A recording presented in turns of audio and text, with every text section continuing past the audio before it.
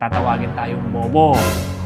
Okay lang naman maging bobo. Alam ko naman na yung mga tumatawag sa akin bobo, mas matalino talaga kayo. Kung sahod lang ang habol mo sa trabaho mo, mag-resign ka na. Mga ma'am sir, salamat sa patuloy niyong pagsuporta sa Real Talk at saka TikTok accounts natin. Dahil ito yung second time na na-hit natin sa Real Talk yung 1 million views. At first time sa TikTok ay patuloy akong magpapasalamat sa inyo sa patuloy niyong pagsuporta. At syempre, hindi natin maiwasan may mga negatibong mga comments katulad ng tatawagin tayong bobo.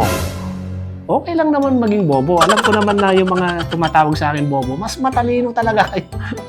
Meron pa nga dito, tinatawag tayong tanga, tinatawag na inutil. Okay lang yan. Hayaan nyo at lalo pa nating pagbubutihin at lalo pa nating paghuhusayin para mabawas-bawasan yung tumatawag sa ating bobo. Pero patuloy pa rin yung pagsuporta natin. Ang mahalaga, nai-express natin kung ano yung experience natin kung paano magpatakbo ng negosyo.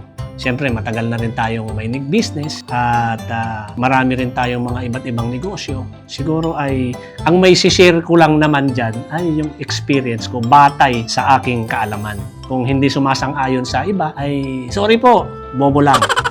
Pero sana, yung mga nagsasabing mahina tayo at inutil tayo, huwag kayong mag-alala. Mas matalino talaga kayo sa akin. Kung may talino kayo, i-share nyo yan sa kapwa nyo para lalo pa kayong tumalino. Muli, mga ma'am sir, thank you very much. Hanggang sa muling pagkikita sa panibagong million views ng post natin.